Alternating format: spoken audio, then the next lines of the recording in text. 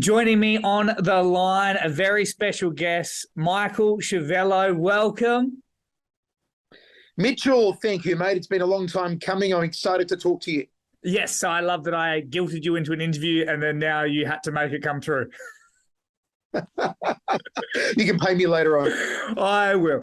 Now, the reason why I wanted you on the show, because this podcast follows Aussie MMA athletes wherever they are in the world, and you are basically the Bruce McAvaney, the Dennis Cometti of commentators, and I feel like not enough, even Australians, know your importance on the sport. Mate, I appreciate that. That's a couple of nice names to be mentioned in the say company of. So thank you very much. And I just go out there every time I do a show and I do my thing and give it my all. And whoever's watching is watching. Whoever isn't misses out, I suppose. But thank you for naming me in such illustrious company as those two. How did you fall into mixed martial arts? Because I know that you've kind of been doing this sort of sport and radio and commentating on races and stuff like that ever since you were a teenager. But how did you fall in love with mixed martial arts? You know, I began commentating fight sports in 1994. So next year it'll be 20 years since I called my first kickboxing event. And what happened was I was commentating previous to that on radio, doing soccer commentary. And a local kickboxing promoter in Melbourne named Paul Demicoli at the time heard me commentate soccer on radio. And he rang me. I was 20 years old.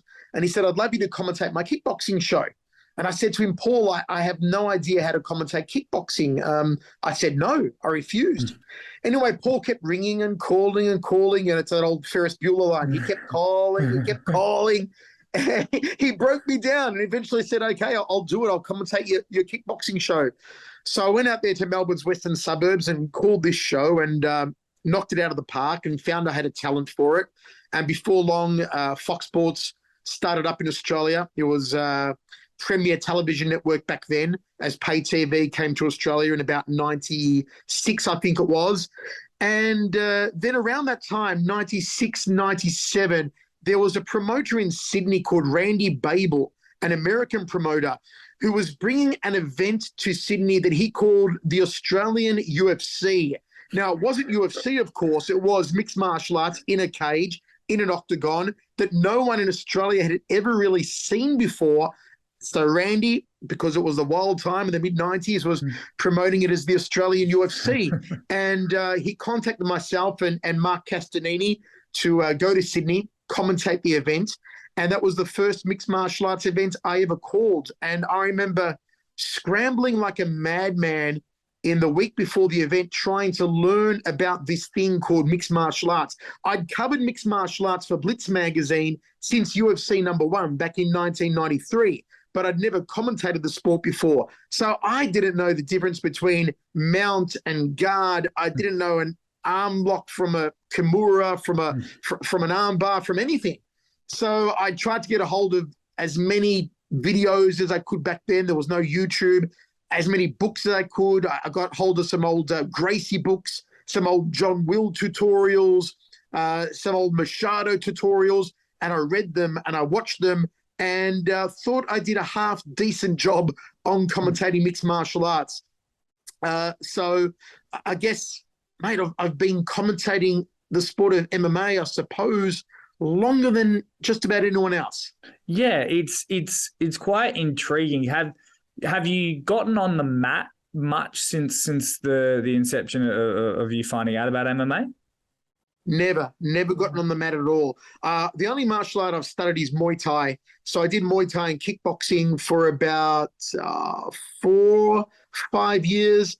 I was commentating, of course, with Mark Castanini on Fox Sports. And Mark was a former cruiserweight Australian Muay Thai champion. And he now owns one of the biggest kickboxing and Muay Thai gyms in Australia. But back then in 94, I think it was, I was his first ever student. He was training me out of his garage one night a week. And that's the only martial arts I'd ever done. My son now, my 8-year-old son, does BJJ and he's loving it. And I enjoy the sport, but never actually rolled on the mats myself. And how much have you seen the sport explode? Because like you said, your 8-year-old doing BJJ now, that wouldn't have happened 20, 30 years ago. It's become so more commonplace now, almost mainstream. I mean, other parents at the school who say, what sports does your son do? And I say, well, he does Brazilian Jiu-Jitsu or BJJ. They know what it is. And like you said, 20 years ago, even 10, 15 years ago, you'd say to a parent your child was doing BJJ, they'd have no idea. You said to most people 20 years ago, what's mixed martial arts? They had no idea. But now it's commonplace. You walk down the street and you ask 10 out of 10 people, do you know what UFC is? I guarantee you 9, if not 10 out of 10 are going to know what UFC is. If they don't know what mixed martial arts is, as soon as you say UFC, they go, oh, okay, I've got it, that stuff. And to me, that is the great indicator of how popular something has become. I know that if I walk down the street and ask 10 people what's AFL, what's rugby, what's WWE, they're going to know what it is. And if you ask people what's UFC, they're going to know what it is. So again, something that didn't exist 15, 20 years ago to that extent. I mean, it existed, but the knowledge of it, the public mainstream acceptance and validity of it just wasn't around. And now there's so many mixed martial arts promotions around the world who are doing a wonderful job, and the proliferation of the sport has been huge. And, so many TV deals and streaming deals in place and more fighters on rosters than ever before. The sport has just exploded internationally. Now, one sort of critique I do have with our country and the sport is, of course, we had UFC 284 in Perth, and I was fortunate enough to be in the press room. Volkanovski was there. Basically, our crowning moment as a country in the sport, and I still reckon I could have counted about 5 media outlets. There was no Channel 7, there was no Channel 9. Do you think MMA will ever get to the extremes of AFL, NRL level of popularity? In Australia? Yeah. No, I'll be totally honest with you. Most people would probably come on this show with you, Mitchell, and say, yes, one day it will. Give it 10 years the way it's going. But I'll be totally honest with you, mate, no. Now, you asked me very specifically, will it get to the level of AFL or rugby? It will not, because those two sports have been ingrained in us for over a century. We grow up with, in Melbourne, where I'm from, talking to you from, AFL's in our blood.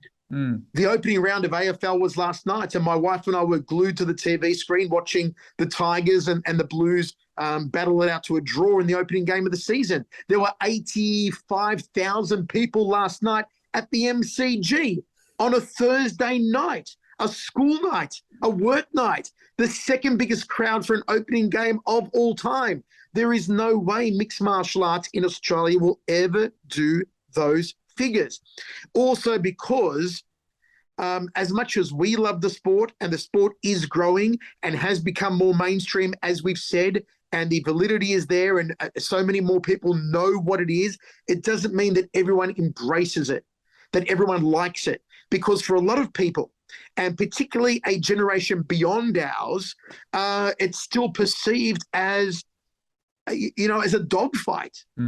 It's still perceived as a blood sport of 2 guys or 2 girls locked in a cage made of chicken wire trying to beat each other's brains out. And that is a stigma that we have tried for so long to overcome, and we are overcoming. And as I said, it's the generation beyond ours that thinks that. Our generation, the generation before us, our children aren't going to have that thought, because they're going to understand the process and the technique behind mixed martial arts. But it's that older generation, that 1 or 2 generations above us, that still don't get it, and won't get it. And just mixed martial arts not being ingrained into our DNA here in Australia means we will never get to that height with the sport. Is it similar and I know you've spent lots of time in Asia and internationally, is it the same over there, or is it because they've had it at such a young age for so long? No, it's 100% the same. And the difference is also, Mitchell, is that the frequency of the sport and the delivery of it. AFL every week for a whole season. You know when the season starts, you know when the season ends, you know how it works. let's say AFL, top 8 on the ladder, the final series, go through to the grand final, win the whole thing, you've won it.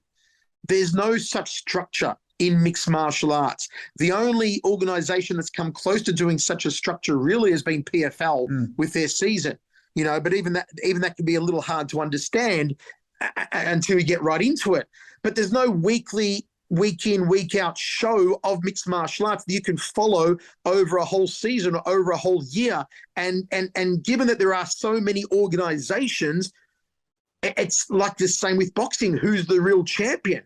Of course, the UFC champion is always going to be considered the genuine, real MMA champion of the world because they're the biggest and best organization on the planet. No doubt about that. But it can make fight sports, and I'm including boxing here, very hard to follow for the layman, for the average viewer, because the consistency is not there. Yeah. I mean, last week we had the huge, Zoo Harrison fight, which was massive. I was a part of it. I called the action on Fox Sports, the prelims. They got, 15,000 people there at Kudos Bank Arena. It was huge. But this week, what is it to follow on from? Next week, what is there to follow on from? You went to the UFC in Perth, massive for Australian mixed martial arts, full house, magnificent production, awesome pay-per-view. But the week after, what's there to follow on from? Yeah. Whereas last night, all those people who went to the AFL, the MCG, know that again tonight they're going to watch more games. And then Saturday night, they're going to watch more games. And next week, they'll watch Richmond and Carlton again. And they'll watch the Demons again and the Magpies again. And it keeps going. And they can get into it, embrace it. And the merchandise is there. The footy cards are there. The hats, the beanies, the scarves, the memberships are there. We know when it's shown on TV, what TVs are streaming it, at what particular time. So that foundation is not there for mixed martial arts. And I don't think we're anywhere near being there. Do you think that if you were in charge, if you were at the top of, if you were the ambassador for Australian MMA and you could put something in place, be it on Channel 7 in prime time, is there anything that you think could be done to bring it to that level? Well, I think the first thing that would need to be done is the way to bring something to that level is to get the public emotionally engaged, and to emotionally engage a public. And this as a broadcaster, it's all about storytelling. Yeah. And if you can't relate to people you see on TV and you can't embrace their story, it's very hard to market. And it's something that big leagues and big organizations do so well. It's the fact that they've got a great product, obviously a visual product, production-wise and athlete-wise. UFC, FIFA with their various competitions, UEFA with their competitions, etc. The Masters in golf, and of course the NRL, the NBA. They do it so well because they've got the leading athletes, the great production, but their storytelling is incredible. If I was in charge of Australian mixed martial arts as such, I would form an organisation that I could then get on a television service, be it one of the commercial broadcasters, be it a pay TV broadcaster, whatever it may be, or a good streaming service, and say, hey, I want to have a weekly event. I don't need it to be a 4 or 5 hour event. I think that's ridiculous. Give me 90 minutes, give me 60 minutes of live television. Give me 60 minutes of live television. I will tell you stories. I will present our athletes, men and women. I will give people a reason every week to tune into this sport and fall in love with it. And because it's not going to be about blood and knockouts, okay, it's not going to be about bludgeoning someone. It's going to be about the stories of these athletes, where they have come from, where they want to go, what their skill set is, and what makes them so unique that you need to watch this 1 hour of TV. That's how I would do it. And, it's like the WWE used to do back in the 1980s, when it was WWF back then, and they had these larger-than-life characters of Hulk Hogan and Macho Man Randy Savage and Jake the Snake Roberts and $1 Million Man Ted DiBiase and King Kong Bundy. Well, they were targeting a young audience. So deliberately they would book programming on Saturday mornings after they knew that kids at home had watched cartoons, and then would come an hour of WWF television with these larger-than-life characters. And it wasn't about the wrestling, Mitchell, for us as kids that made us fall in love with it. It was about the characters and the stories, right? We really didn't care who Hulk Hogan was fighting and whether he was winning by his leg drop. We cared about hearing his music, about seeing him rip his shirt off. We cared about taking our vitamins and saying our prayers because Hulkster told us to do that. So we were emotionally engaged with him. And we need to get that emotional engagement to our fighters to be able to bring about the same effect and get that constant, stream of content. So we've got eyeballs on us in a constant fashion. Yeah, I've often thought that, you get two of the best K1 kickboxers in the world, and the average person can't really tell the difference between that and some pretty good domestic kickboxers. But if you get two of their friends at the pub and they're fighting because one of them cheated on their wife with the other, you're invested. You are, because again, you're emotionally involved. All right. Why do you think shows like Maury Povich, rate so highly? Because they get these incidents on their shows, but they sell a whole storyline. It's all about the vignettes. It's all about the show reels. It's all about the voiceover guy telling you the story behind it. And then we get to see the final result, She breaks up with him. Oh, you know what? The DNA test proves this is your baby. That's the payoff at the end. That's like the arm bar or the knockout for us at the end of the fight. But to get there, the build up to this is your baby is the storytelling. And that is something that mixed martial arts in general lacks a lot, that it needs, particularly here in Australia, is that we need to storytell to engage people emotionally. Now, is there any fighter out there, Australian or internationally, that you would say you have been the most emotionally invested in?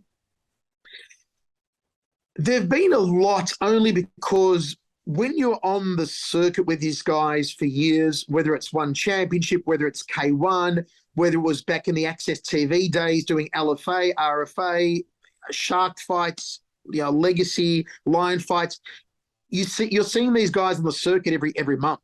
So you get to know them, you get to hang out with them, you get to have a meal with them, you see them out in public at events. So obviously when it comes fight time for them, you're emotionally invested because you know them and they're a good bloke and you don't want them getting beaten or getting hurt.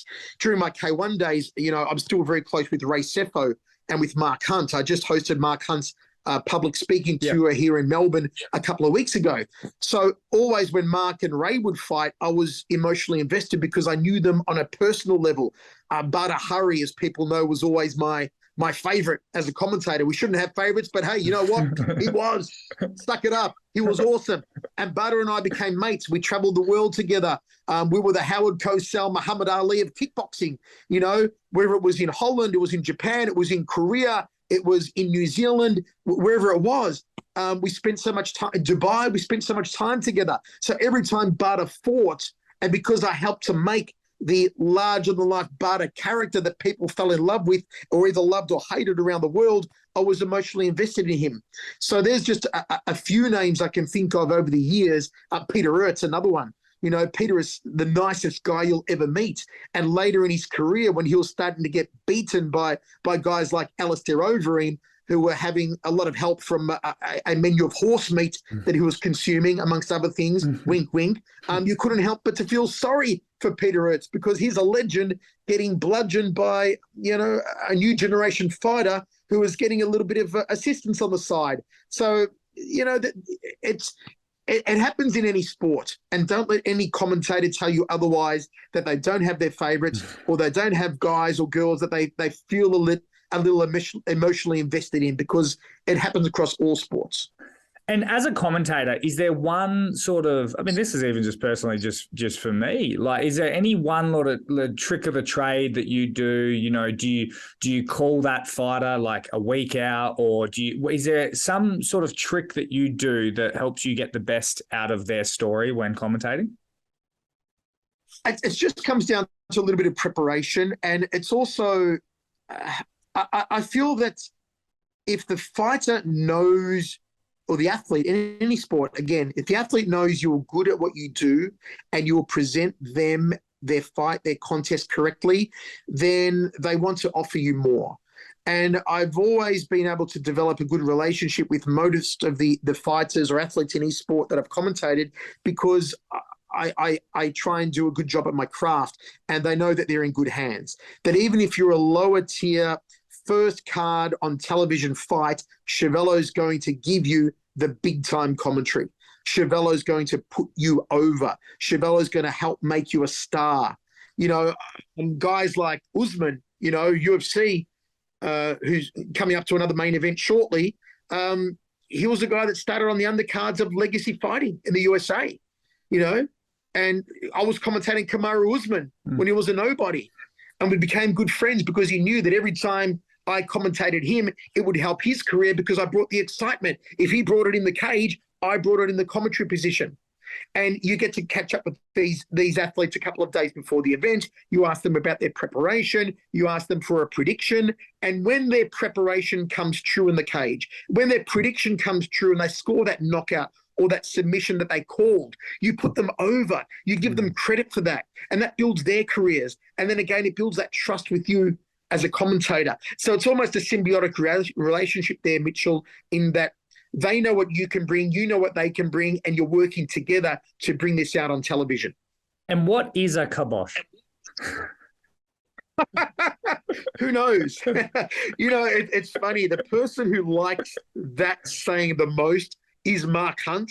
You know, even when Mark found out I was hosting his Australian speaking tour a couple of weeks ago, he messaged me like, "Oh, the big kibosh. I can't wait to see you again, brother. It's been a while." And I said to him, I said, "Mark, you know, I actually coined the phrase, the big kibosh, for you because I was running out of ways to try and describe your knockouts. And it sort of just came out of nowhere. So I think I coined it when Mark knocked out Hiromi Amada back in the K1 Oceania Grand Prix. I think it was back in 2000 or 2001. So it's become a bit of a fan favorite. Did you kind of have, when you were a young Mr. Scoop getting into this, did you ever have like a, this is the saying, this is the line I want, and then when you got into commentating, you were like, no, it just sort of took a mind of its own? No, not at all. It was never pre-rehearsed. You know, the most famous one is Goodnight Irene, of course, which these days so many other commentators rip off, and every time I hear it in fight commentary, I hear Snoop Dogg do it on his UFC Fight Companions, and I'm like, all right, you know exactly where Snoop got that from. You know exactly where Michael Bisping got that from. You know exactly where Dan Harding, Daniel Cormier does it as well. Those guys have all watched me over the years. But Goodnight Irene, originally, you know, I'm a huge pro wrestling fan going back as a kid, and my favorite commentator of all time was Gorilla Monsoon. And I remember Gorilla Monsoon commentating adorable Adrian Adonis, who I thought was fantastic. And Adrian Adonis had a finishing move, a sleeper hold called the Goodnight Irene. And the funny thing is, Mitchell, that when I first started commentating track and field as a 16-year-old, and I ripped out Goodnight Irene as the runners crossed the finish line. And when I started commentating kickboxing as a 20-year-old, the first knockout, I yelled out Goodnight Irene, and it sort of just stuck. And it wasn't pre-rehearsed, and it just felt natural. And I guess I built a whole career on Goodnight Irene. And the funny thing is, I always say the universe works as it should and unravels as it should. Now, I've been screaming Goodnight Irene since track and field commentary in 1991 as a 16-year-old. Lo and behold, some 20 years later, I end up meeting and marrying a girl named Irene. Of all the names, of all the women in the world, I end up with one named Irene. And your son name is Kibosh. Yeah, third son. That's not a bad choice. Maybe Kibosh Schiavello sounds good. Now, before I let you go, a couple more questions. What is your current opinion on like the Eternals, the Hexes? Have you kept an eye on it at all at the Australian domestic product? You know, I have, and interesting you asked that. Only yesterday I did meet up with Jake and the team from Hex, Yep. who would love me to commentate their Hex events. We've spoken about that. And those guys have some very big plans for Hex to really push forward in the Australian mixed martial arts scene and the world scene. I have kept an eye on Eternal. I've kept an eye on other local promotions. These promotions need to get out of the headspace of being local and need to start thinking bigger, whether it's bringing international names to fight Australian names to help to launch these Australian names. They've got to think bigger on their production. They've got to think bigger on their roster. And bigger doesn't necessarily mean that you need to cram 12 fights into a fight event. You know, we as fight fans are happy to go to a local show and watch 2.5 hours, 3 hours tops on a Friday night that starts at 7, finishes by 9:30 or 10 o'clock. If it is quality production, if it's a good experience as a live fan, and if we're seeing quality fights. We don't need to be there after midnight watching 12 fights, you know, because you want to sell as many local tickets as possible. So I think these local promotions need to focus, first of all, on a big national scale and then internationally as well. And the potential is there, but it's a very difficult market and there are very few people who can and will pull it off. But I think the forerunners of it are definitely Hex. Yeah. And has it changed much from when you first started? Because obviously you were doing some domestic products when you were first coming up. Have you seen, has it grown enough in that time, or do you think it's stagnated a little bit? I think it's gone backwards, and I'm being totally honest. There was a time in the late 1990s, early 2000s, when Tarek Solak was doing kickboxing shows in Australia that were among the best kickboxing shows, fight shows, full stop, in the world. You know, it's a reason why the K1 gave him the license to do K1 Oceania shows in Australia and New Zealand. There's a reason why his shows were all broadcast on Fox Sports and on Main Event. We do not have that anymore. Mixed martial arts in Australia doesn't have it. Kickboxing, Muay Thai in Australia doesn't have it. And that level of production, we were doing big arenas back then. We were doing Vodafone Arena, you know, which is now the John Cain Arena here in Melbourne, where they play the Australian Open, where the Phoenix play in the NBL. You know, they play the NBL matches, a big 10,000-seat arena, and filling it. You can't do that anymore. The most you can put in these days for a local show, kickboxing, Muay Thai, even mixed martial arts, you may be pushing it to 2,000, maybe if you're lucky. But really 1,500, 1,800. So we've gone backwards because we don't have that TV commitment anymore. We don't have a platform like we used to have back in those days with Blitz Magazine, International Kickboxer Magazine. You know, no one took up that mantle and did it online.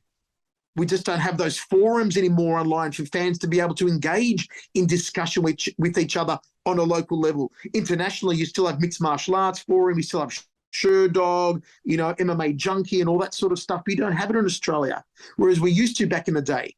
So again, I'm giving you some pretty honest, brutal truths here, Mitchell, and I know that it's probably not what your listeners want to hear. They maybe thought Schiavello would say, yeah, the sport's booming, it's growing, it's bigger than ever. But fact is, mate, we have gone backwards. You know, that golden era is gone. Can we get back there?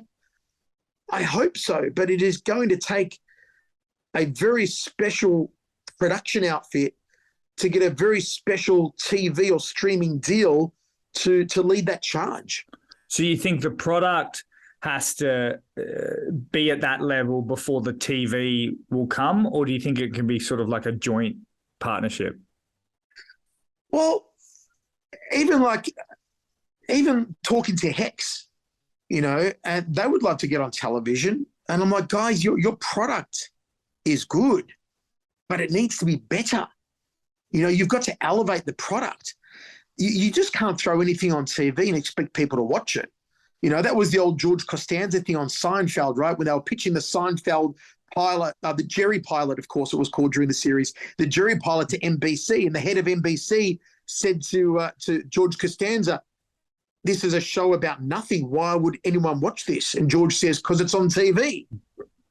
Yeah, sure. Back in the early 1990s, that was fine. You didn't have the internet or streaming services or YouTube to compete with or gaming to compete with. Now you do. You just can't throw things on TV anymore. And the standard of television has increased. The standard of production has increased. And you need to keep up with the times. You know, you'll never see a UFC or a Bellator or a PFL put out a piece of subpar production. Even if you watched Dana White's Power Slap and you saw the first season of Power Slap, I mean, like it or not, that's individual choice, but the production level was excellent. They didn't put out a B-rated product at all, even though they moved through it very quickly. And in Australia, the production is centered on production for a live audience who are buying tickets to the show. It's not centered around streaming or television production, and that's a big, big difference. And these promotions need to know, are we just going to be a local promotion that sells tickets to make money to our 12 or 16 fighters on the cards, their families and friends? Or are we going to be a promotion who focuses our production on getting a streaming or a television broadcast partner, and that's where we want to head to? And if we sell tickets, fine and dandy. If we don't, we'll paper the place to make it look full, and we'll make sure that we get that TV deal and sponsors to drive us forward, because that is where the real money is. And back in the day, again, I'll throw it back to the old Tarek Solek promotions, it was never about how many people were in the arena. Tarek Solek was happy to give away hundreds of tickets, hundreds of free tickets, because he knew the money was with his TV deals around the world, and his money was with his sponsors. It was not from the live gate. It still is not from the live gate. From any sport, Mitchell, it doesn't matter what sport you're talking about, whether it's Olympics, whether it's FIFA World Cup, whether it's UFC, whether it's Champions League, Premier League, NBA, it's not the gate that they make the money at. It's the sponsors. It's the TV first and foremost. It's the merchandise. And you know, you've got to think on that scale to get to that scale. It's incredibly eye-opening, and of course comes with extreme validity coming from yourself. Have you ever thought about getting into the fight game at all on a promotion level? Not on a promotion level. I have been asked, and am still asked, to do it on a consultational level, to be a consultant to various promotions, which is something I consider. You know, I always consider, I've got the experience of doing this since 1994. I've commentated fight events in 26 different countries. Wow. On the biggest networks in the world, from NBC to CBS to Prime Video, Disney Plus, Fox, Eurosports, beIN Sports, you name it. And I've seen the biggest events. I've commentated the Olympic Games, the Commonwealth Games. I've been to the World Cups, of the FIFA World Cups. I've done those. And so I've got that experience to be able to step outside, look through a window and say, hey, this is what is missing in your show. This is what you can do better, from television production values to live audience production values to the way that the platform, the cage or the ring is presented, the lighting, the whole atmosphere behind the show, all that sort of stuff. So I don't mind if organizations come to me and they want to use me on a consulting basis. I'm happy to try and work out something with them. That's awesome. Now, mate, I won't keep you much longer, because I could talk to you for hours, and I feel like I should be being charged for this amazing TED Talk. but I just wanted to ask you, after it was all said and done, how does Micahel Schiavello want to be remembered in the sport of mixed martial arts? After it's all said and done, I think I want to be remembered as someone who brought a level of passion and excitement, storytelling and knowledge to commentary that no one else had done. And since no longer doing the One Championship broadcasts and reading the comments from fans online, and I'm inundated with just, oh my gosh, so many tweets and Facebook messages and Instagram messages and private messages from fans all over the world every single week saying, when are you back on one? It's not the same without you. There's no passion. There's no excitement. There's no enthusiasm. There's no storytelling. And that's, for me, that's what I want to be remembered for. And I'm glad that the fans are remembering that now, that they're not getting that on One Championship anymore. They're realizing what is gone, and that when they had it, it was a good thing, and it's not there anymore, and that's a bad thing, because they're now getting a second-rate commentary on those events, which those fighters, some amazing athletes, deserve a lot better.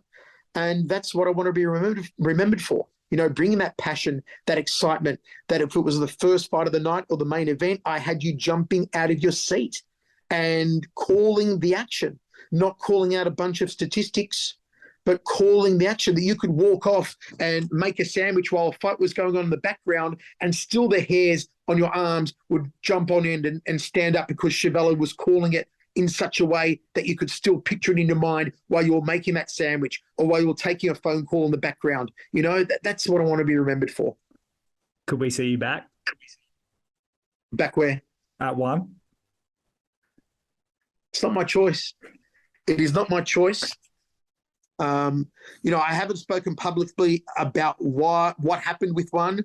I'm going to spare reputations at one, because at the end of the day, I like to think I'm a gentleman with a good reputation of my own as a gentleman who doesn't like to talk poorly of certain individuals, and I'll spare them their reputation. Could I be back? That is up to one. If they want to give me a call and want me back on their broadcasts, they want to listen to the audience, listen to the fans worldwide who have been begging for it, give me that phone call. You know, I had 5 years at One Championship. I helped take them from pretty much what was a regional Asian promotion to being a global promotion, to doing their record ratings that they boast so much about, those Nielsen figures they put out, television and socials, all that. And you can see on their own figures from the moment I joined in 2017 in June or July, wherever it was, within 6 months, their figures went from here to here, because all of a sudden their videos of their fights had this voice, that had this passion. And I'm not saying it's all just me, of course. They were signing some great fighters and great production values, but it played a big part, because once again, it was something people could get excited about and brought that passion and that excitement and that enthusiasm to make you jump off your seat, as you should be for these athletes. And that's what I brought. And you know what? Whoever wants that passion and enthusiasm, give me a holler, give me a call. It's there. And I'm happy to use it on various broadcasts and see what comes. Ladies and gentlemen, Mr. Schiavello, has been an absolute honor. Thank you for taking the time, and thank you for giving us all your knowledge and passion once again. Thank you so much. I'll see you next time. Mate. Thank you, brother. Thank you, brother.